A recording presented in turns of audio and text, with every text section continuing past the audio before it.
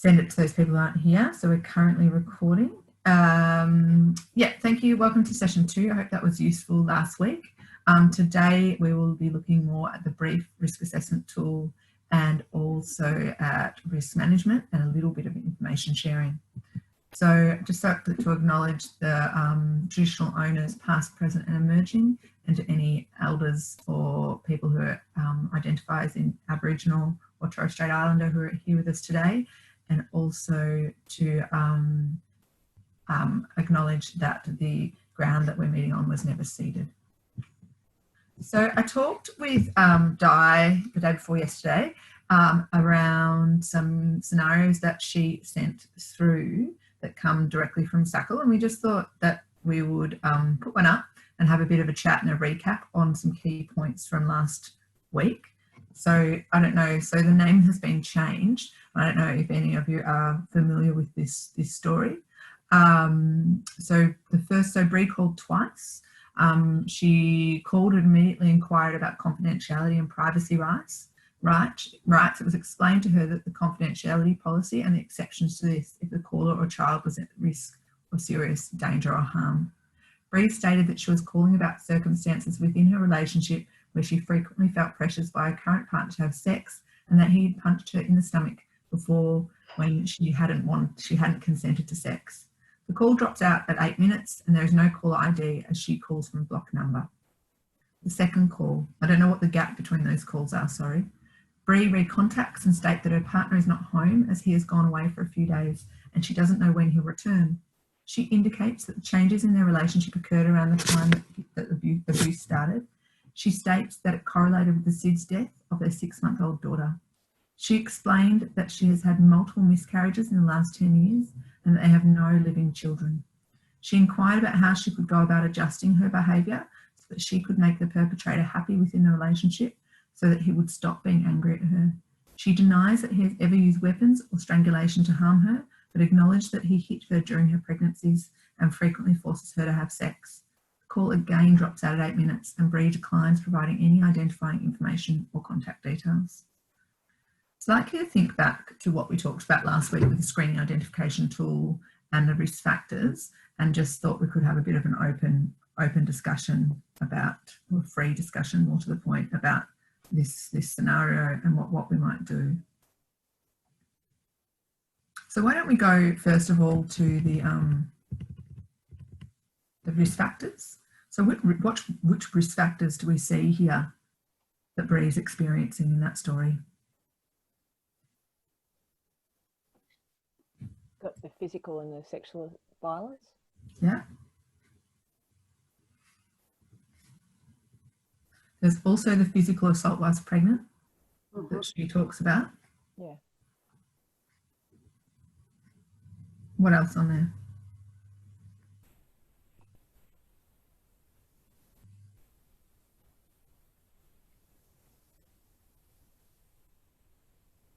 I think there's strangulation there. Well, she actually said she said no, that hadn't happened. But there's a lot in there.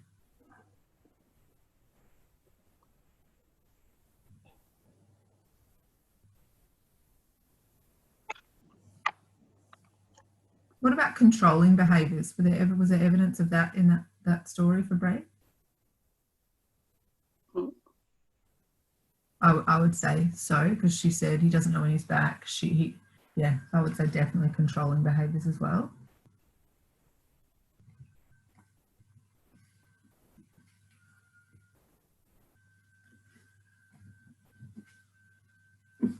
So the physical assault while pregnancy or following new birth, the controlling behaviours, the sexual assault of the victim. So they're 3 with those asterisks, which suggests that the bold text and the asterisks suggest that being killed or almost killed.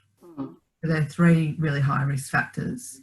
There seems like there's a history of family violence there as well, so it's been going on for a while. What else was in there? I'll just go back to the story.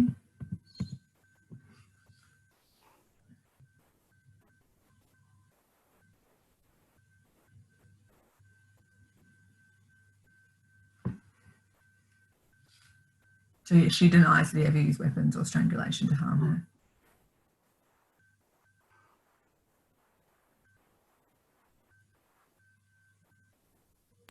I think one of the things that we talked about, Alice, was just the normalisation of the violence, that, you know, clearly she's, you know, she may well be undermining it because it's so normal to her. She's been in that relationship now for a really long period of time. So it's possible that we're not getting all, you know, the full story, but it is. So she's been at least 10 years she's been in the relationship.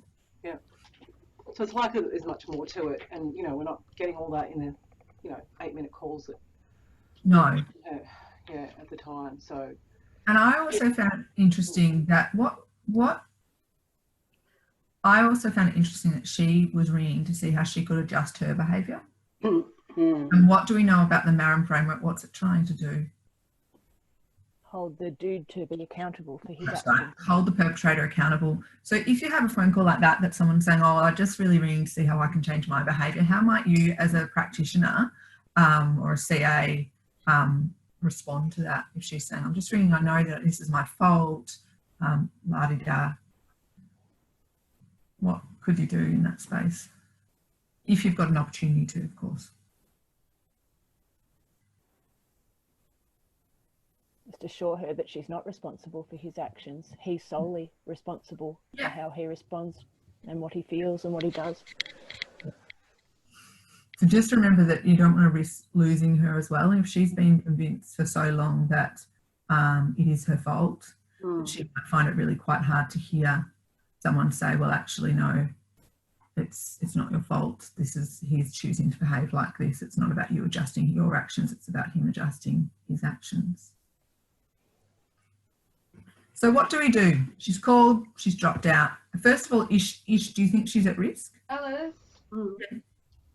Alice, sorry to interrupt. Can you just say a bit more about that? About what do you mean that we need to be cautious about naming that it's not her fault? I think I'm not talking about being cautious about naming it. I'm just saying being cautious about how you name it, how strongly you name it. Because if she's really internalised for a really long period of time that it's her responsibility, and it sounds like she has, if she's saying she's inquiring how she should change her behaviour, to really get her to start thinking that it's his behaviour, that might be quite challenging for her to hear. And she might be quite attached to that identity that it's actually her behaviour she has to change. If she changes her behaviour, then it will all be okay. So I think it's sometimes a challenging thing to do, to suggest the opposite of that. And some people might potentially go, well, no, it's my fault. Because that's how she's really, for want of a better word, been brainwashed by the situation, being convinced by him as well that it is her problem, not his. She might also be ready to hear that because she might be open to that because she's called. Absolutely. And yeah, I'd be going that way with the call. Yeah, look, it could go either way, but just to be aware that you could lose the caller there as well.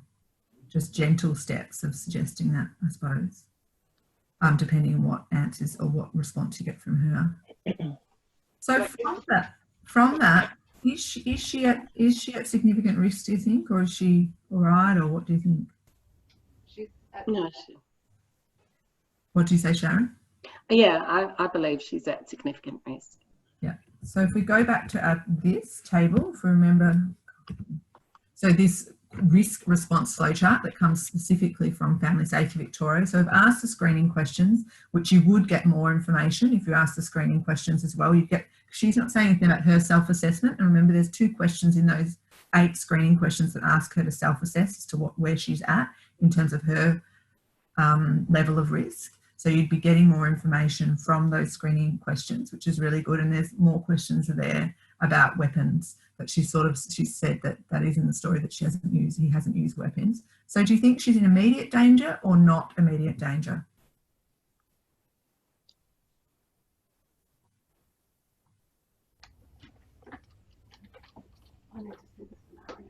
Mm. I think So your professional judgment from what you know. It's high level constant, but I don't know whether it would change or escalate. Was it an incident? Is there anything? Did you hear that? No. No. Say it again, Shu. Oh, I don't even know if I know what it said. You were saying that you didn't think it was immediate, but high level chronic? Yeah, I mean, unless she says that she's going to leave him, or like I just imagine that this behaviour could be chronic and persistent Mm. for indefinitely, Mm-hmm. unless she challenges it. Mm. I mean, she is in a sense challenging it because she's calling. Mm. We don't know if she's got any support from other services. It doesn't seem like there is, but we don't have that information. It'd be interesting to find out why she's calling, like actually what's actually precipitated that, and maybe you can engage her around that a bit more once you find out what's brought her to call now. So, in terms of Do you think? I know we had a discussion. Like, ideally, if she's willing to receive further assistance, we don't know. We don't know why the phone's getting cut off, but she's not giving you any details, so suggest she's not. But if she was, do you think there's much chance to do a brief risk assessment with her? Another 20 questions? I would say not. No. No. So that's the instance we talked about last week, remember, where you just need to case note that due to the nature of the call, we didn't do a brief risk assessment, but we did do the screening identification tool. And remember when we talked about answering the questions in the screening identification tool, you don't need to answer it question by question. It can be through conversation. And lots of that information, it does answer the questions of the screening identification tool. So what do? I don't know a huge amount about your processes. You don't have a number.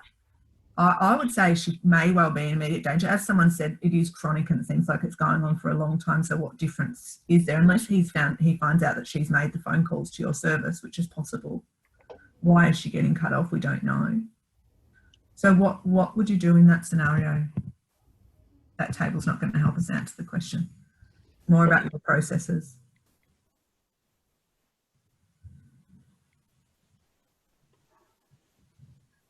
I think I'd be looking at immediate danger to her just because of the way that violence is peaking and seems to be chronic. And I think personally, I'd be looking at a safety plan. So if she's not willing to consider that she's actually not responsible for the violence, well, okay, then what can she do when it's present? How can she stay safe and then work from a place of safety? So I'd be going with a safety plan. Yeah, that's really good. Yeah. I know Di and I talked about if we don't have any identification information or contact details, is there any point in trying to trace the call or getting police involved? I don't know. That's up to you guys. I don't know quite how successful that is. Or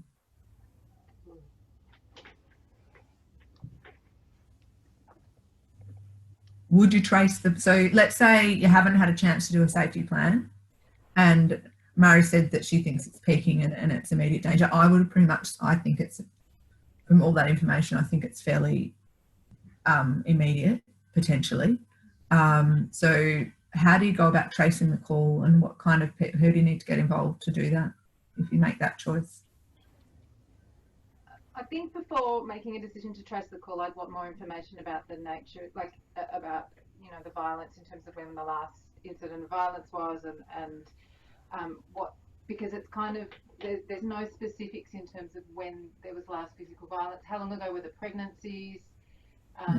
What we don't really have a chronology, and that would help me, I think, make an assessment about the next steps in terms of intervention without her consent, in terms of contacting police. Because if the sexual assault had been 3 months ago, or it's about recency, I think, in part as well, when thinking about intervening without her consent. Is that right? Have I got that right? Look, in the end, at your service, you as an individual CA with support from your supervisor needs to make that call. We don't have chronology, no. My question, Alice, is there something in the framework which looks at recency of the last instance of violence as part of? No, not specifically, no. So no. That's not relevant? I think it is, and it talks about in those risk factors. Where is it? imminence. But that's of something happening in future, not what's happened in the past. So not particularly to the history of family violence, I guess. So, but it doesn't say how recent an incident was, no. But I think it's from what I know and working with people, it's often relevant. Alice, Di and I are going to move into another office because Evelyn's just joined. So Okay. we'll be missing for 5 minutes. No worries. So we don't have her details, where some people are feeling a little bit uncomfortable about getting police involved because she hasn't given us her permission without her permission. So how do we support Bree? Do we just hope that she'll call back?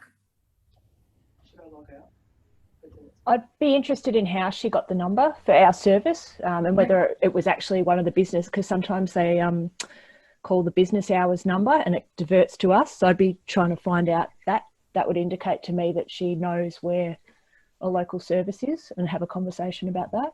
Mm-hmm.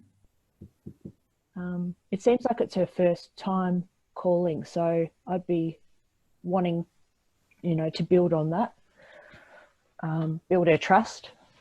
I mean, I'd be wanting to know if she's getting any other supports Mm. from anywhere else, because then you wouldn't be as concerned. Yep. My concern is she's not, from the story that we have, and we've only got what's in front of me, she's not getting any other supports in this scenario. That would be a real key concern of mine. She's that by herself. She's had a lot of miscarriages. Suggests, and it's very much alluded to, that he potentially caused the miscarriage by punching her in the stomach. Mm. There's ongoing unconsensual sex. It's not just a one-off. I would be calling police, really.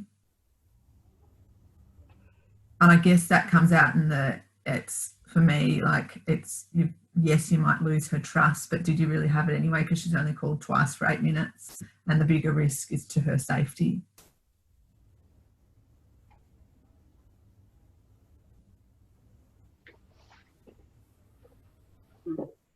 What would happen though? Like police, they can't, if they went to her because we called them, she's going to deny it because she's not anywhere near ready to, Potentially, but at least they can check in, and at least he knows that then someone else is watching. I think that would put her in much more danger. Too. He's also not there. Pardon? He's also not there. He's gone away. He's not there at the moment. No, Yeah, we true. don't know when he's coming back again. And we actually don't know her name either, or who he is.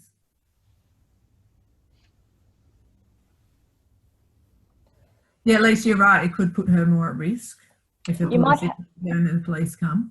You might have a better chance if you wanted to check with a hospital social worker, because if she's had a SIDS death and she's had lots of miscarriages, there could be a, mind you don't have her name, but it might be worth a call to especially if you knew it was a rural town, which I'm wondering if this call was from a small, a country town. It could be worth a call. Why do you say it could be a country town, or are you just guessing? Oh, I think I'm remembering. Oh, I see, right. Yeah. No worries, Lisa. So was she from a country town? I had a feeling she was, but I'm not, anyway. But that's an option if you get the name of the town. Yeah. And how do you do this at 4 a.m? You'd follow it up the next day, I guess, because he's away. So we know she's safe for a couple of days. Yeah, though she doesn't know when he's going to get back. Well, she said a couple of days, didn't she? Yeah, no, she doesn't know when he's Yeah. So Di just wanted me to bring up a scenario that's a real scenario for SACL. And I think for me, anyway, not working in your service, it really points out the complexities of trying to place some of the MARAM frameworks within your organisation, particularly that brief risk assessment tool that we're going to look at next. And in many situations, it's just not, there's so much more going on, and you really are more about a response to that crisis rather than collecting more and more and more information to make a response. saying that, we'll look at the brief risk assessment tool, and if you did have a chance, you might actually be able to collect some more information to make a better assessment as well and make a different response than what we've discussed. Di, did you want to, now that you're back, did you want to say anything about the scenario?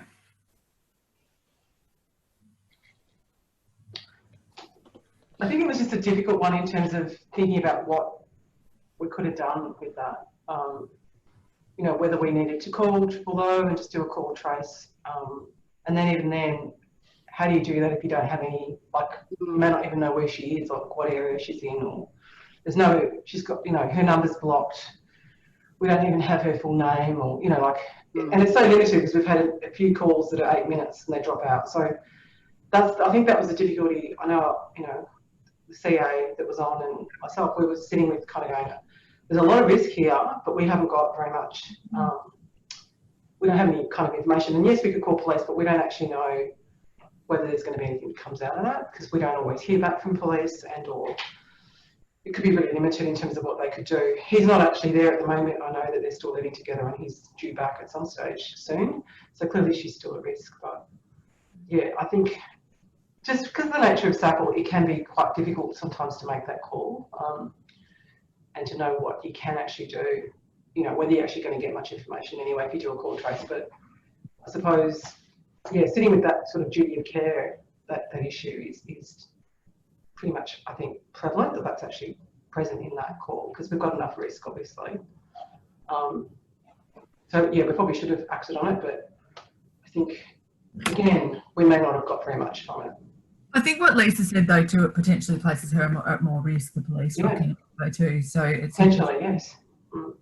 I'll just go to the questions that are attached to that.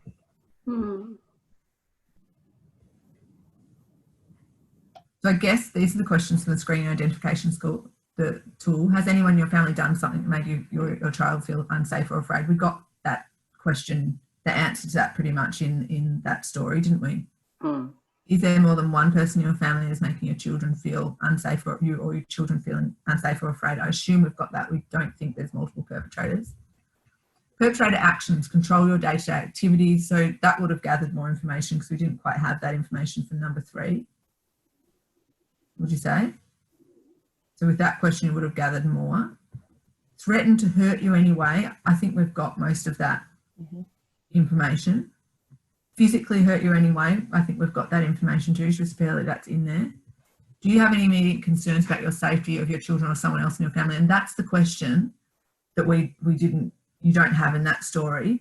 And I think that imminency really would support you to know whether you need to respond and what sort of response is the better response at that point. What do you think? Do you think that question 6 gives you that bit more information about in terms of response? I think that ties in with why is she calling now, if this is like one of her first times of calling. So I'd, trying to pull that out, and you might get. And I think in terms of calling police, if that's the road you go down, you at least have that information. That's her assessment is. If she says, yes, I'm really concerned when he's going back, that this comes back, when this is going to happen, you have that information to give police to, and hopefully they'll respond in a different way, or in a way that responds to that risk. Do you feel safe when you leave Hitter? I guess, do you feel safe when you get off the phone? Would you engage with a trusted person or police if you're unsafe or danger? And I think that's what Mari was saying about a safety plan. Like, do you know who to call? Would you call them, etc.? So that's where you would give that information. And I think there's the no. If she says no, is there a reason you would not contact the police? Like, why? What is that? And that answers a bit of your question, Lisa.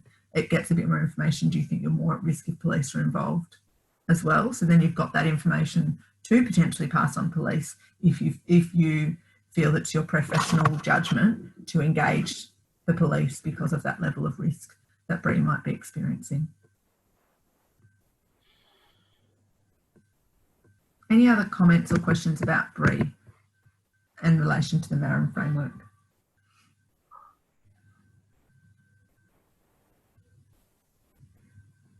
I'll take that as a no.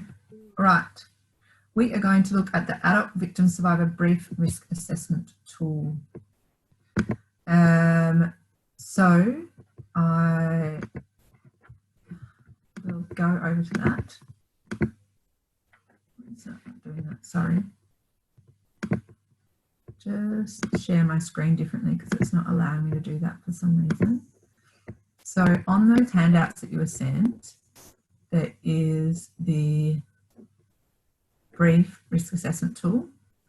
So on page 17, it goes to about 6 pages, I think. So we'll just go through it. So as we talked about last week, because you're tier 1, we've taken you away from doing the immediate risk assessment, the intermediate risk assessment, or the comprehensive. It said in some unusual circumstances, if you get the opportunity to, you might consider the comprehensive, but largely because you're a crisis response service, you would be using the brief risk assessment tool should you get the opportunity to do so, and should you feel that it's appropriate after you have asked those screening identification tools.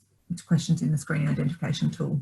So it's got all the demographic stuff at the start, and it's got perpetrator details, which the screening identification tool has those as well. So you wouldn't ask those again if you're using this tool. You just pass them over, if you know what I mean. You'd really just go down to the questions. It's got a space for each child, as does the screening identification tool. Where it says a separate risk assessment must be completed for each child, ideally, if you have the opportunity to, you would be doing an assessment using either the child risk assessment tool, or if you're using the comprehensive tool, you'd be using the space in that, the child space of the child. There's a space to do risk assessment of children for each child in that tool. All right, has the adult victim survivor been asked the screening questions? Yes or no? If yes, please indicate if any of the risk factors were identified in the screening assessment. So you would transfer those answers from there to this tool here. Self-assess level of fear, of risk, has it ever threatened to harm victim, survivor or family members? And you tick off if there's controlling behaviours, physical harm, history of family violence or emotional abuse. If you haven't done the screening identification tool, that's the time you'd be asking those questions.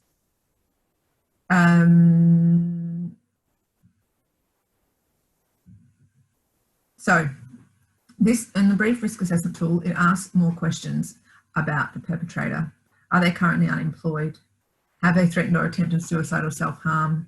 Misused alcohol, drugs or other substances? Followed you, repeatedly harassed or messaged, emailed you, been obsessively jealous toward you? Had any violence increased in severity or frequency?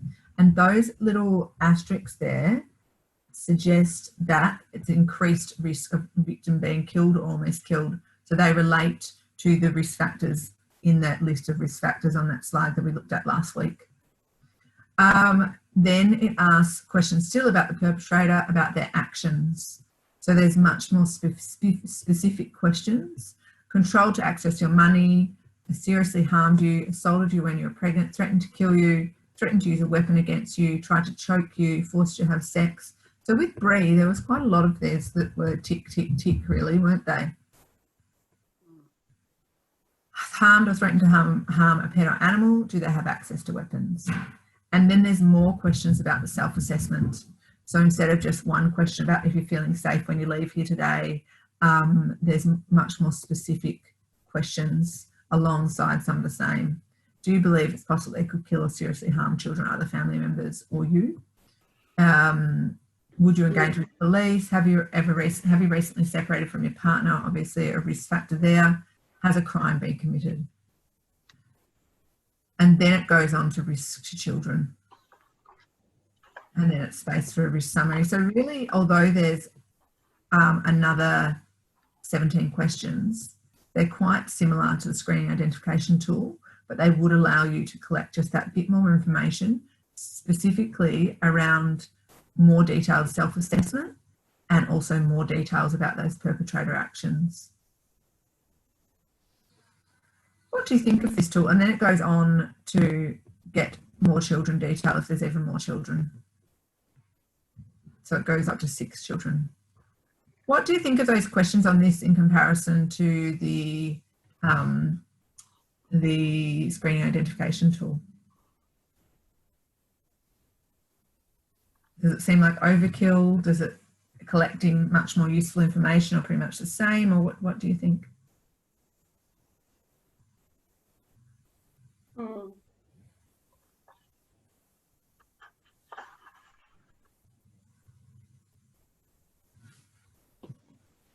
It's very thorough. Mhm. Yeah, it would take a long time to do that with a caller on the phone, I think. Yeah. But I can see it would be very useful if you were face to face. Yeah. And I think that's a good synopsis, Lisa. Because it's quite confronting for the person to have to go through all this, you know, to have to. Yeah, if all this is going on. Yeah, if they're not telling you as part of the story, and you have to ask additional question after additional question, yeah, absolutely. Because, I mean, it might seem with some of the questions, have they ever followed you, repeatedly harassed or messaged, email you? That question itself would go for 10 minutes. If you know what I mean, if they're then telling you a range of stories, which you're not going to say, oh, sorry, we don't have time for that. I just need to get to the next question. So, yeah, it could take a long time to answer all the questions. And I think one of the other issues for us is, you know, sometimes we're sole workers on shift, so our calls can get interrupted by the emergency line. So trying to do this assessment and have our calls interrupted, which has been horrific for the victim survivor, for us not to be able to complete it. But also, if you're thinking about our role primarily as containment and regulation, this is kind of a process where people could potentially be left very unsettled, triggered, and uncontained if we're asking lots and lots of questions about violence, not in the context of a relationship, not necessarily with them being linked in with support, or, you know, they might be at home, they might not have anyone at home with them, and here we, you know, do this full assessment, and then that's kind of, I worry about people feeling more anxious or more distressed or triggered.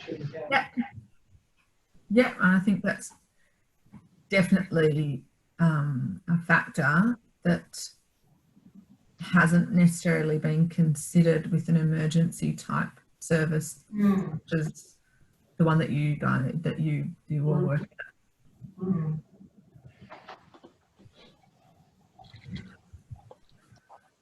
Largely, though, if you even look at the suggested, if we go back to, sorry, no, I'm just scrolling through. If you go back to the questions in the screening identification tool and the follow-up questions,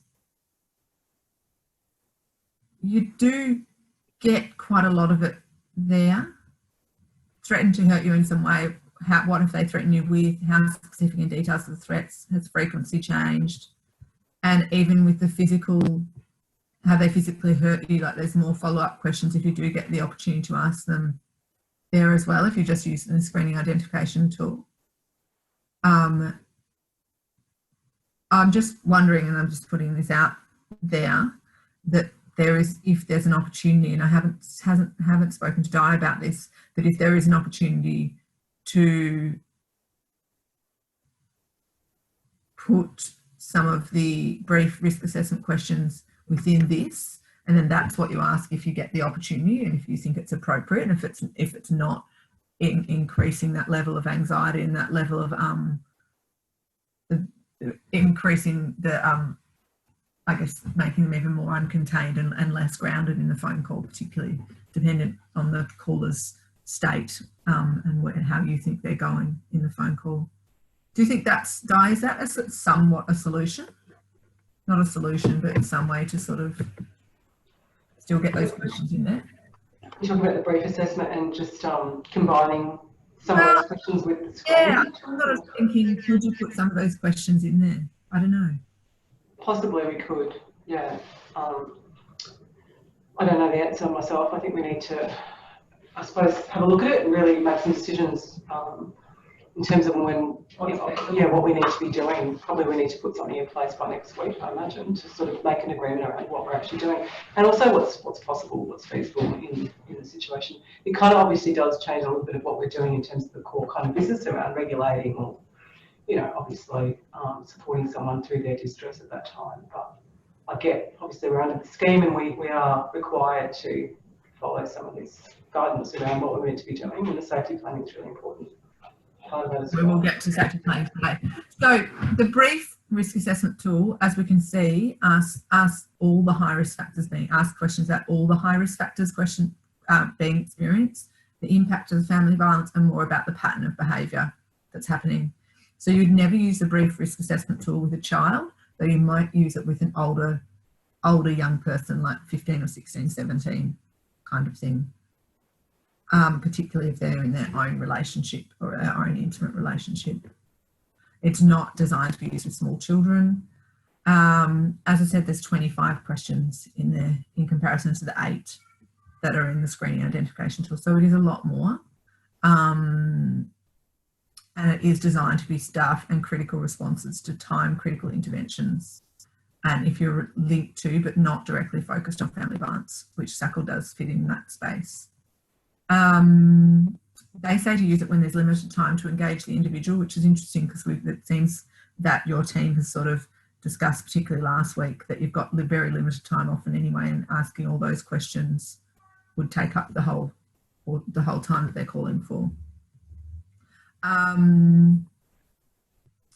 It's also designed for undertaking risk assessment immediately following the incident, which, although Family Safety Victoria have asked SACL to use the brief risk assessment tool, people aren't necessarily ringing for immediate after an incident of family violence, although that's one of the reasons that tool could be used for.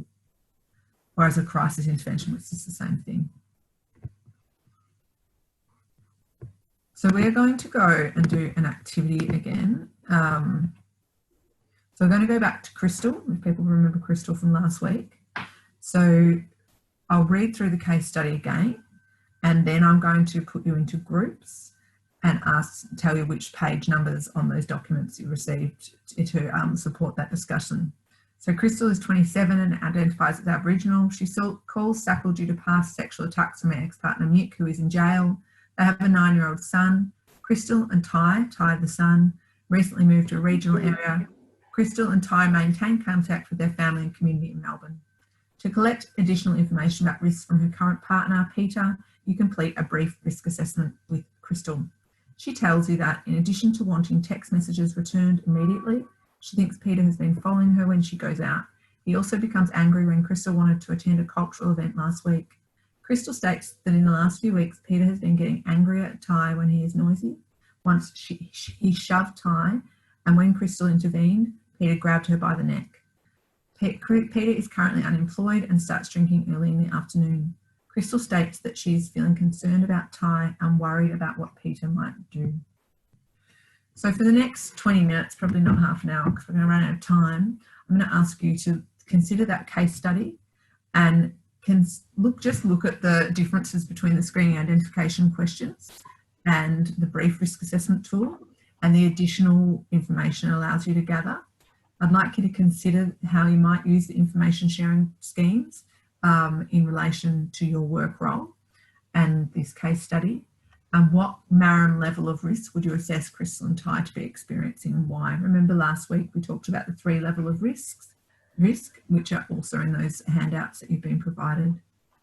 And in terms of the child, how would you assess the child and when might you use the child risk assessment tool?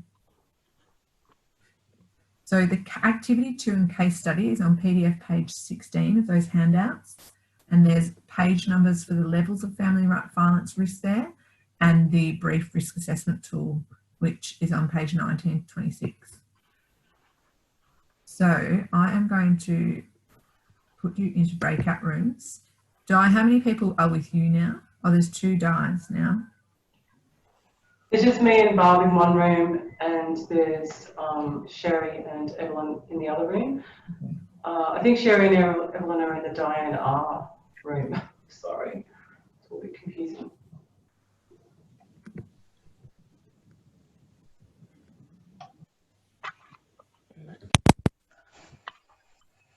Okay, so Diane, okay, I'll just do that. That's fine. The Diane R, so Sherry and Evelyn are in that room, in the Diane R room. What did you get you with Crystal? Right, question 1. In comparison to screening identification tool, what extra information does the brief risk assessment tool allow you to collect and gather? Oh, there we go.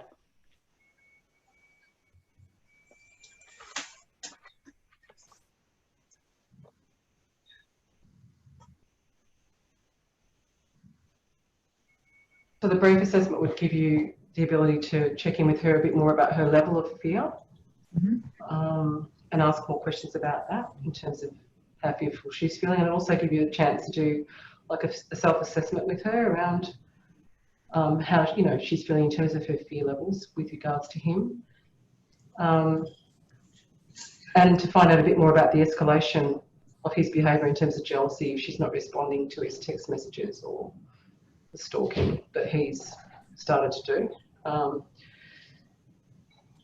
I think we'd also be able to ask her a bit more about, whether she would feel safe in telling someone else, or the safety planning stuff, or calling police, etc. And whether she would feel safe at the end of the call, that sort of stuff. We'd also be able to ask a bit more about the family violence towards other partners and whether he's actually had a history of that, if she knows, or not, and or if he's threatened to kill himself or self-harmed if she leaves him or whatever.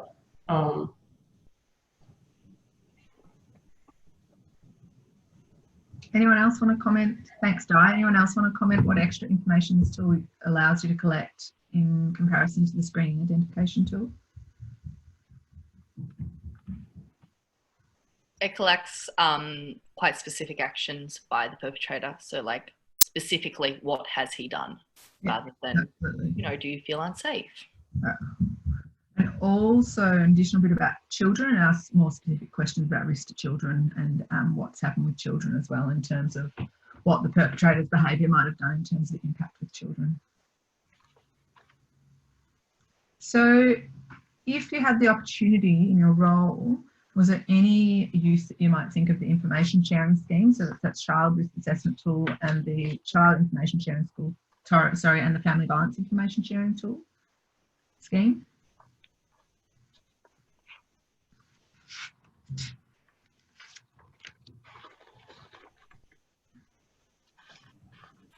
We could potentially get more information about him in terms from the police, perhaps using the information sharing scheme around whether he's got any, orders or a history documented of violence towards other partners to help us assess risk to her. Absolutely. Yeah. So, and that's really keeping that perpetrator account and in view as well. So asking questions, trying to find out more information about Peter.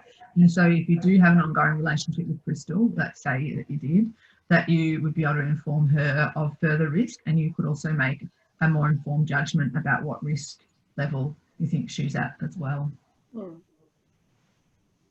What type of level of risk do you think she's experiencing? So we're talking about those 3 levels of risk: at risk, escalated risk, serious risk, and what are they? There they are: at risk, elevated risk, and serious risk. We thought it was serious because there's a number of High risk factors in the bold and asterisk ones. Yeah. So there was.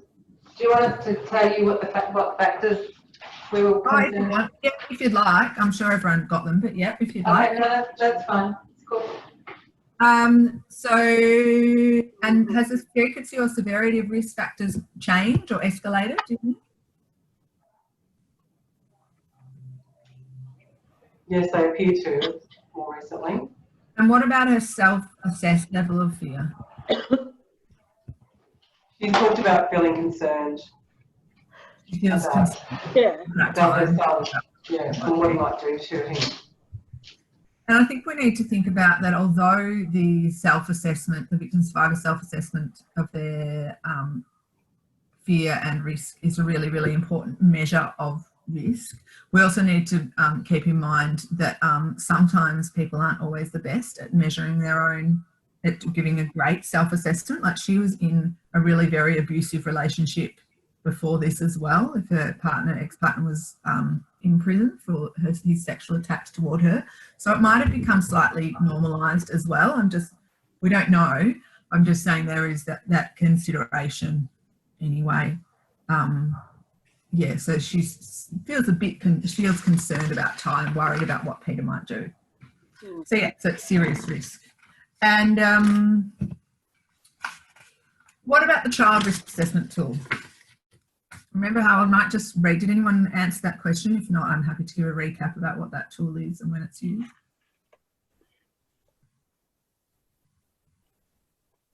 So for SACL, because you are using the brief risk assessment tool because you are a crisis service and it's a crisis response generally, the brief risk assessment tool assesses for the risk to children as well. So it would be unlikely that you'd use a child risk assessment tool in your role, particularly as generally the child risk assessment tool is used for children between 6 years and 18 years and used when you have direct interaction with them. Whereas the same questions for that child risk assessment tool are in the intermediate and the comprehensive risk assessment tool. They're exactly the same questions. And they can be asked either directly of the child or indirectly through the protective parent or guardian. So just to really make that clear that really it's very unlikely that you'll be using the child risk assessment tool, of course, except of course if a child rings. Do you get children ringing? Very often. Pardon? Not very often. But we have had some. So yeah. More kind of, yes, older sort of adolescents. yes, yeah. Yes. So if it's an older adolescent, you would most likely still use that screening identification tool and the brief risk assessment tool if you have the opportunity to do so. Any questions about that activity or about the brief risk assessment tool?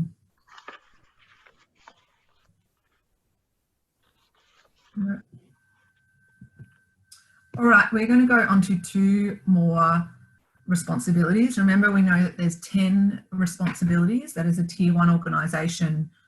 Practitioners and CAs who work at SACL need to align their practice with. So, and number 4 and 8 of those have to do with risk management and safety planning. So responsibility 4 is intermediate risk management, and responsibility 8 is comprehensive risk management and safety planning. All SAS and SABIT practitioners must undertake appropriate risk management and safety planning after you have assessed the risk of family violence, whether or identified it. As I don't know if you recall last week that I talked about overviews that we've developed as part of CASA Forum, and I will be sending you those as a part of, in a little pack of things after this session. So risk management and as part of the MARAM framework goes back to structured professional judgment. Remember that model we looked at last week? So that victim survivor self-assessment, evidence-based risk factors, information sharing and professional judgment and intersectional analysis. So when you are engaging a client or a victim survivor in risk management, it's important to keep victim survivor wishes and needs central. And that comes back to that middle grey circle, that small one. You need to respond to identified risk factors that you've identified through those risk assessment tools, focusing on high risk factors and those identified as most impactful by the victim survivor. You need to use information sharing to ensure risk management responses are relevant and keep perpetrators in view. And you need to reflect on and consider victim survivor intersectionality and address any barriers caused by or that are related to that intersectional identity. So practitioners need to collect information, consider information from all the elements, analyse the interaction with protective and circumstantial factors, and develop risk management responses and strategies, preferably with the victim survivor directly. So this is a little bit different. I'll keep it small.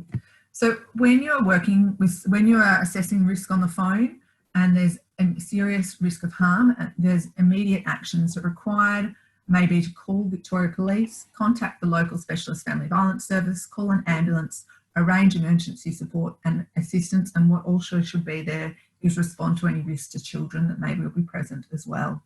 So that's sort of immediate action as part of risk management. Other activities that align with risk management are respond to risk factors, which you're doing in terms of that immediate action, talk to victim survivor about options and connections to other services, safety planning for each victim survivor within the parameters of your role and that phone call. And safety planning might even be, as Murray mentioned before, is talk to them about other services that exist and ask them if they're connected and give them some information, or call those services the next day on their behalf, depending on what the person wants you to do and what is in line with your role, and referral to other services. And that safety planning might be, should this happen, I will leave, or should this happen, I will stay, but I will have a bag packed, or that kind of safety planning. So we will look more at safety planning in a moment. When we are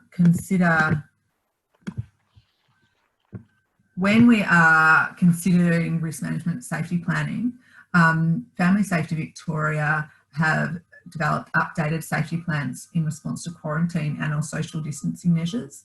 And mostly they look at the fact that they've found that due to COVID, quarantine and stage, I guess it would even, for some circumstances, be even more restrictive because we're in stage 4 now in Melbourne. They have recognised that technology is being used to control women in particular, or victim survivors who are at home. So there's an escalation of use of technology used to monitor and control communication. There's also that because people have less access to healthcare, so you're not going to the doctor generally, you're having telehealth, you're not going to school to pick up your kids, so you don't have that kind of support either, you're not seeing friends as much, etc.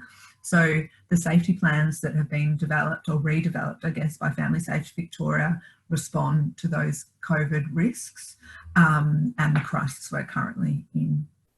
So it's really important to have a look at those if you are doing safety plans, and we will look at a safety plan template in a moment, and to safety plan in some way with those clients. And if you have got an old safety plan, which is not as relevant to SACL, that you would that people need to be updating those, aligning with the COVID safety plan and the COVID questions around safety.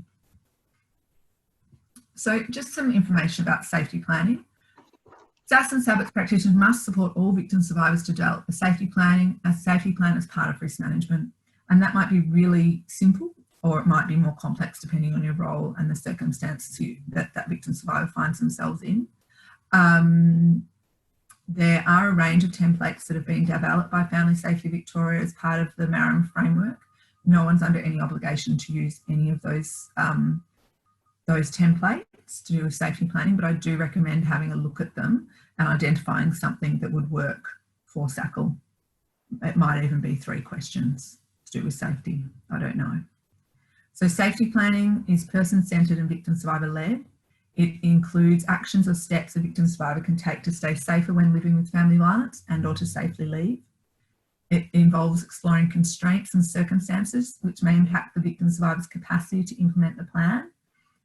It involves looking at past safety strategies the victim survivor has used, and it can involve, or often involves, referrals and secondary consultation, which I guess is the main part of the kind of safety plan that SACL would engage with. And safety plans need to be current, relevant, adaptable and responsive to ongoing risk assessment. What type of safety planning is happening at the moment around family violence as part of SACL's response to a caller?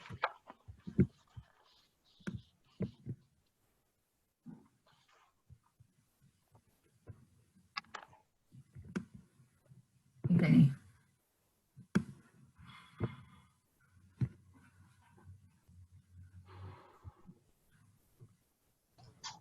We don't do any formal safety planning in terms of, completing any kind of assessment, like documenting anything, but we would talk to victim survivors about where they're located, whether they would, what supports are available, whether they would feel comfortable to call the police, what to do if they found themselves in a situation where they thought violence was going to occur.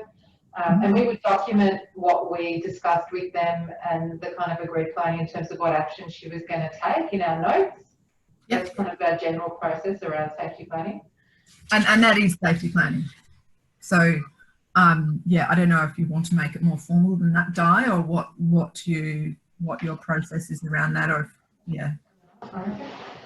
Yeah, I think as long as it's documented, I think for us we're going to need to be obviously having these documents up clearly, like laminated and so on, to be really accessible for staff to see when they're doing their shifts, and that, you know, actually going through it in a much more thorough kind of way, I think, going forward. It might be even like there's 3 questions that are on those guidelines around safety, and that may well be enough. And I guess you ask more questions and do more safety planning if you have the opportunity to do that. But I think really looking at the safety plans that exist as part of the MARAM framework and picking questions that fit well with the opportunities you do have with most clients or most callers, that would be probably what I would recommend doing. And then you're still aligning with developing a safety plan with that person particularly. Would you refer on for most people or not really? Yes, we would refer most people if they were willing to accept referrals. I mean, our main referrals contact is CASA, and a lot of the CASAs do family violence now. So if it was a CASA that did family violence, we would refer there as the first port of call.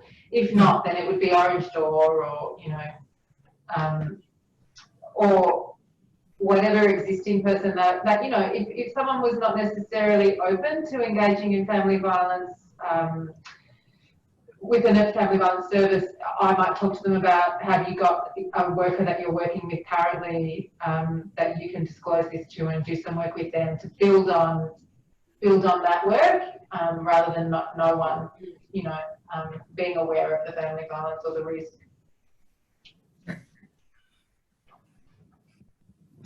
So just to go through just really briefly safety planning with children and young people, if it is relevant to a victim survivor you're working with, that there is a MARAM safety plan template for older children and young people, but that younger children are generally included in the adult safety plan if your service is choosing to use those templates or processes. It's important that when you're working with children, that children or young people's plans are consistent with other family members, because the risk and safety are obviously very linked. It's important, and this is with adults as well, to take into account the ways a child or young person or adult is currently managing their safety. Even though they might be in a really risky situation, it doesn't necessarily mean that they haven't been doing anything to stay safe in that scenario. Planning with young people and children involves discussing parenting arrangements and the relationship between the perpetrator and the child, practicing and rehearsing safety plans if you have the opportunity, and recording key agreed details of safety plans together. So all the families, different members of the family, if there are different safety plans for different members of the family, together. And I guess this reflects, that kind of statement reflects that children are victim survivors in their own right and may have different risk factors to the key adult survivor, victim survivor rather, and they might need some support, different support mechanisms. And ensure that adult victim survivor, if you're working largely with the child, is aware of the safety plans that exist for the children that are linked with them. So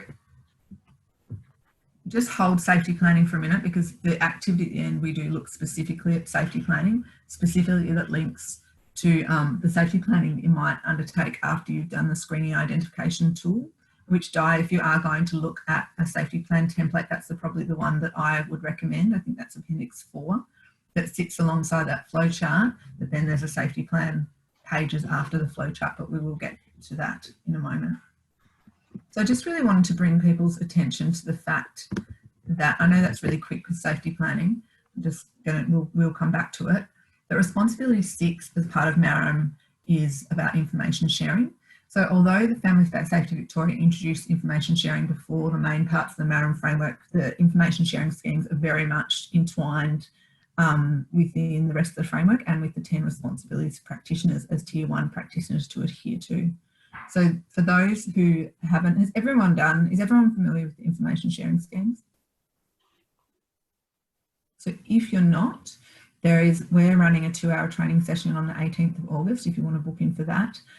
There is also, we can send I think I'll be recording that this time. And we can also send your service a 1 hour session, which is basically the same thing that you can do independently as well, as a refresher largely, or if you haven't done it before, and you can ask questions if you can't actually get to that training on the 18th. So as you can see, as part of that, the model of professional judgment there, victim information sharing is that blue section. So it's the victim's self-assessment, the evidence-based risk factors, that's what the tools are based on, as I've said, information sharing, which allows us to make a really much more thorough assessment of risk, and also allows us to manage risk more effectively as well if we're sharing information as we support that individual or family. Effective sharing of information through SIS and FIS and other legislation enable comprehensive family violence risk assessment and risk management to occur. So just really keeping that on your radars in terms of the importance of information sharing as part of this whole framework. What else is important is responsibility 5, 9 and 10, which is basically working together with other services to provide comprehensive risk assessment, risk management and referrals, and to collaborate for ongoing risk assessment and risk management. So in regard to these responsibilities, they sort of build on the other. So when you've read, for instance, if you're reading responsibility 10, it's assumed you're also very aware of the information responsibility 9 and responsibility 5. As I mentioned earlier, there is a pack of overviews that CASA forums have developed. So instead of you reading about 70 pages or so, I think, of these responsibilities, we've put them into about 10. So I will be sending those after this if you want to do further reading. So I thought we might just answer some questions here and put it over to you as why is secondary consultation relevant to structured professional judgment or to your role in terms of assessing and managing someone's family violence risk? What do we mean by secondary consultation and why is it relevant?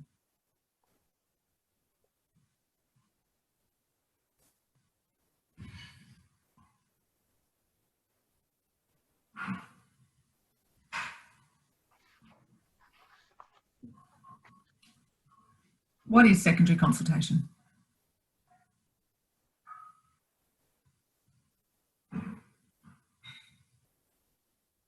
Anyone?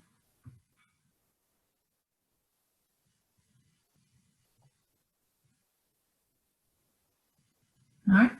So secondary consultation is when you're working with a client and you think, oh, I just don't feel as if I've got enough information about this particular, not individual necessarily, but who they identify as. For instance, if you're working with Crystal from that case study and you haven't worked with anyone who identifies as Aboriginal before, or you feel like there's some missing information that you might not feel comfortable asking Crystal about, you might, if you have the opportunity, call an Aboriginal Family Violence Service or an Aboriginal General Service to ask some questions that will then further guide the way in which you support Crystal or someone who identifies as Aboriginal. So the why is secondary consultation relevant to professional structured professional judgment? So it's the model that sits within MARAM. Is it assists professionals to determine seriousness of risk and can inform ongoing risk assessment and also approaches to risk management and safety planning. So it's basically to support you to identify different ways of working with a person if you're unsure, and to give you clues and a better approach to working with someone. Obviously, that's quite a blanket approach to a particular group, but it can provide some support in that space. What would you see the advantage of secondary consultation would be?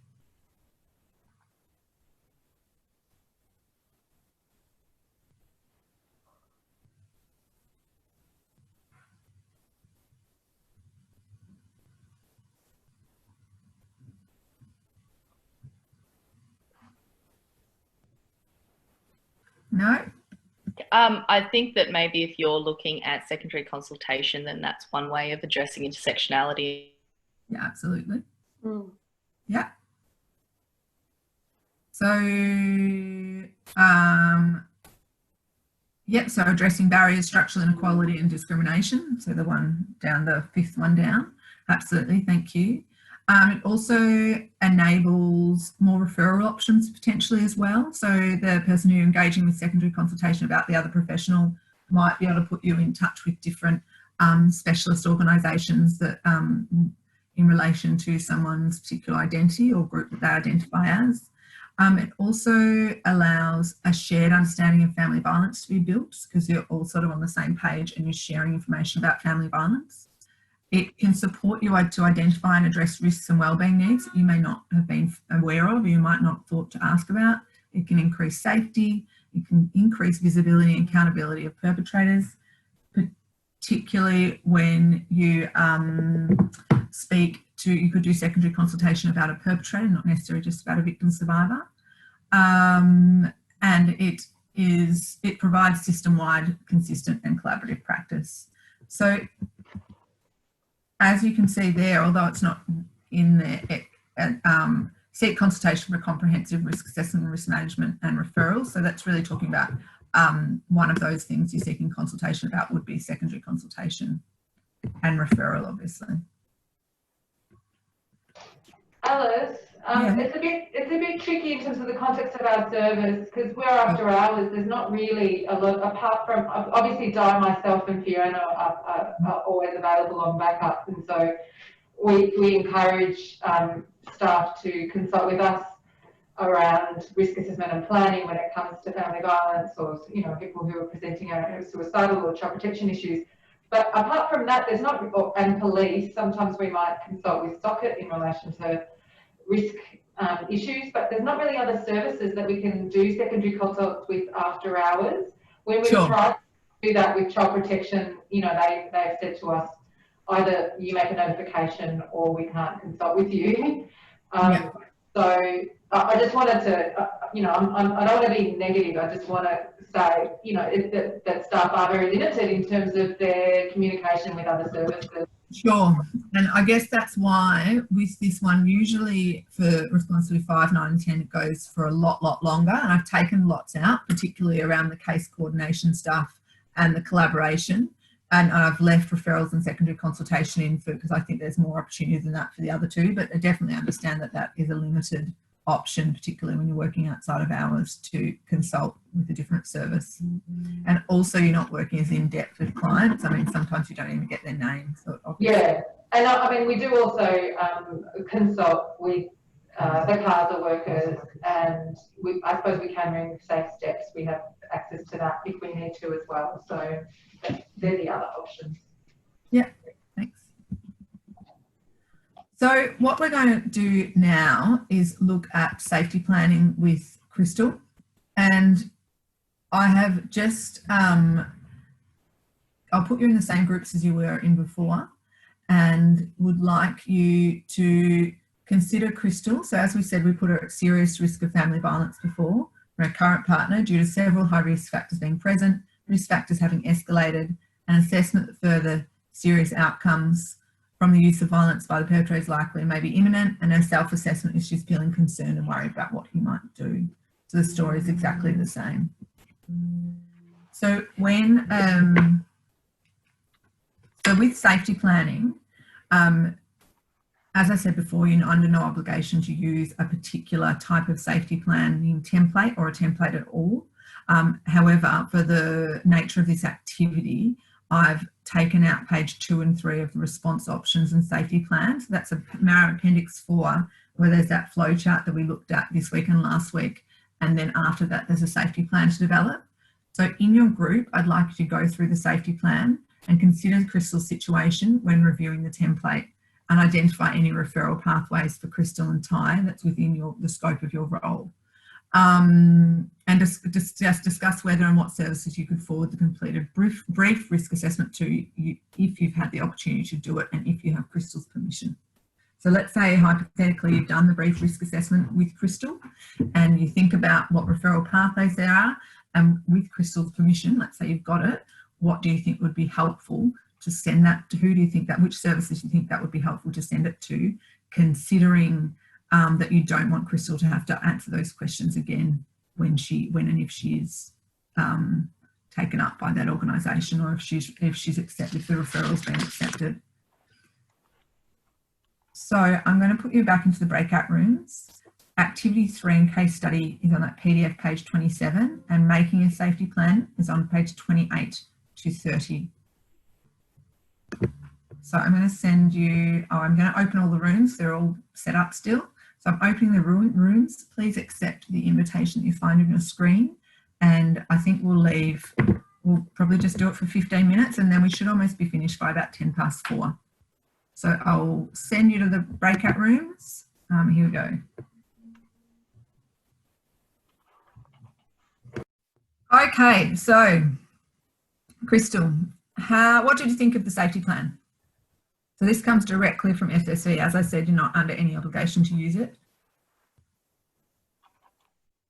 It's good, we can use it. Yeah, and I mean, I think we would ask most of those questions anyway. It's pretty embedded in social work practice and in our training.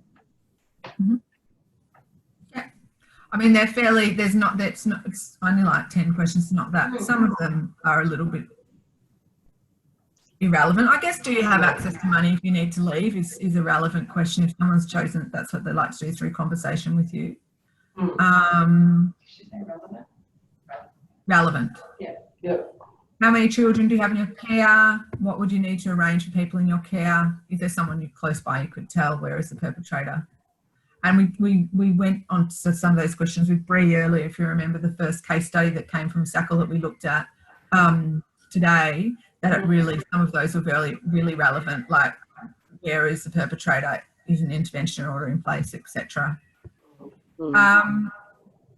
So as I said, you're not under any obligation to use that, but you are under an obligation to do some form of safety planning when you have the opportunity with people who identify as experiencing family violence.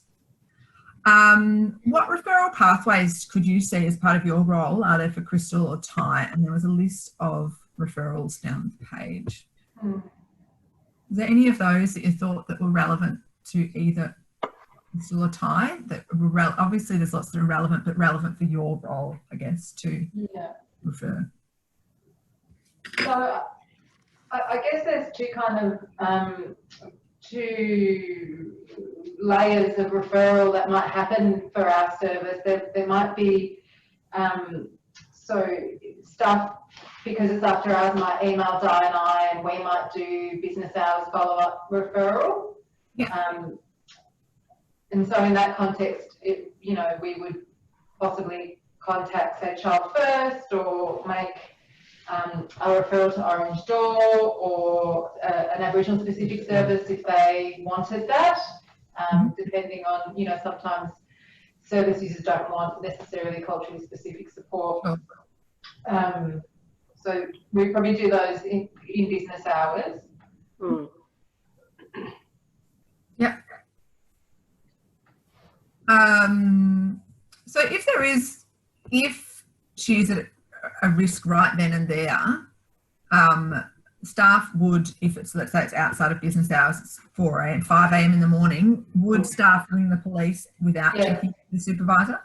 Yeah, cool. Child protection, if that was also required, Yeah. So if you did complete a brief risk assessment with Crystal, rather than her having to fill those out again or being asked the same questions all over again, although it still might be relevant because you don't sort of get the whole story with the tools, which of those referring agencies, or agencies you may have referred them to, would you consider sending the copy of that to with Crystal's permission?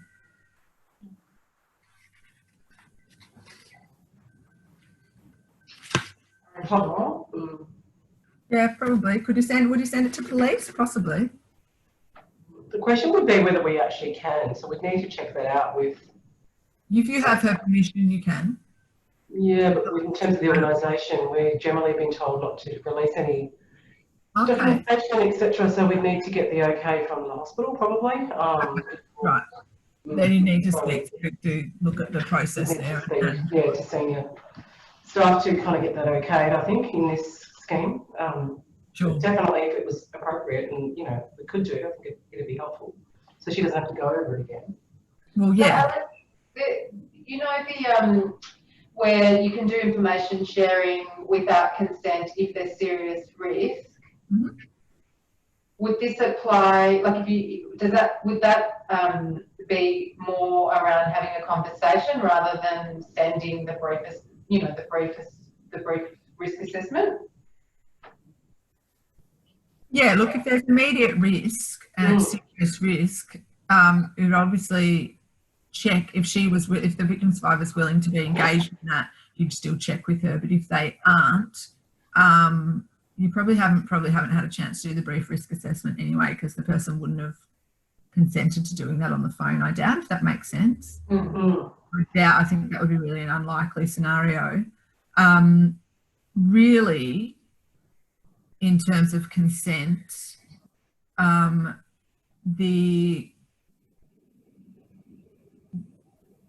terms of not needing someone's consent if there's serious and imminent risk, you've sort of always had permission to do that anyway. Like the FIS and the SIS don't really give you any more permissions, particularly. Like there's other legislation, the consent legislation and privacy allows you to do that if there's someone's at serious risk. So that doesn't apply if it's intermediate risk, those 3 risk levels? No. No. Okay, so just serious risk. Yeah. What is the language? It's specific language in the, where is it? Yes, it's serious risk to someone, from someone, or from that person themselves, or from that person to someone else. So it's the same as it's always been, that level of risk, and the FIS hasn't really changed that with the victim survivors information. It has with the perpetrator's information, or the alleged perpetrator's information. You can share that without anyone's permission. So what did you think about this safety plan? Was it any good? Lisa, what did you think? Yeah, I mean, it's pretty much the kind of stuff that we'd be asking people. Yeah, I mean, most of the information there we would be trying to suss out if there's risks.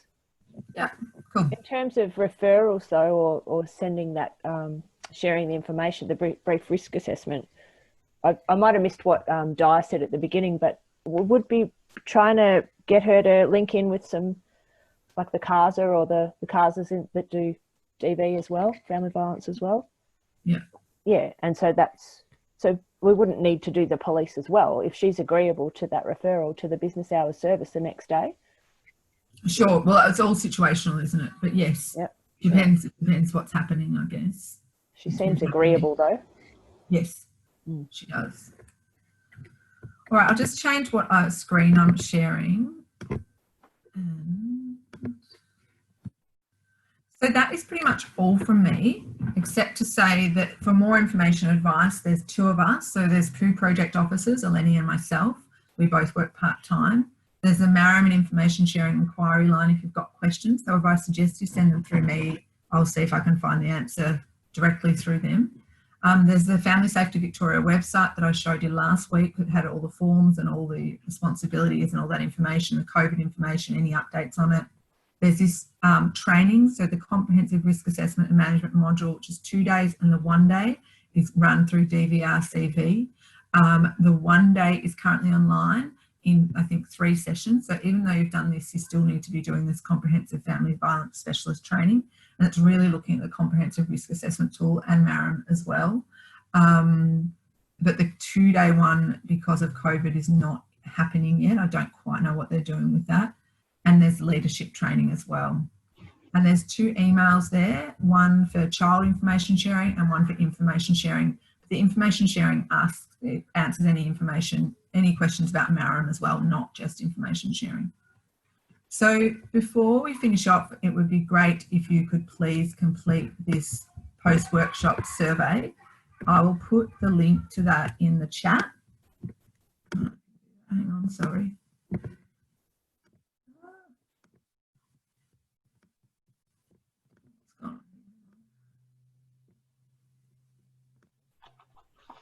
I'll put that link in the chat, and it would be much appreciated if you could send some feedback via that SurveyMonkey link that's in the chat room. Can anyone not access the chat room?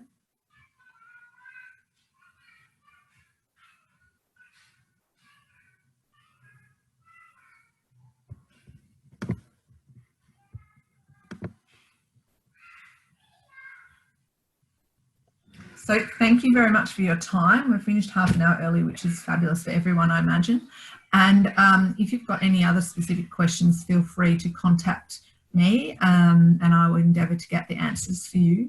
I realise and have acknowledged many times during this that this is a bit trickier, a bit different for SACL because you're sitting in a spot that doesn't quite fit, if that makes sense.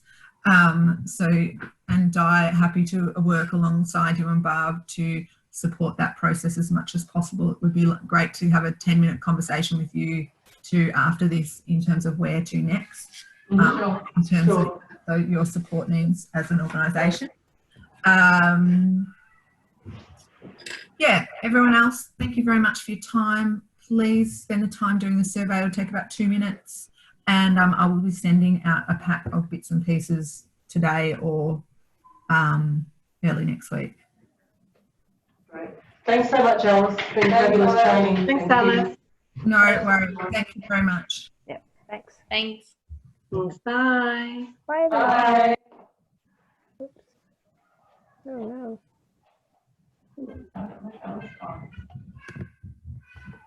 Where'd it go?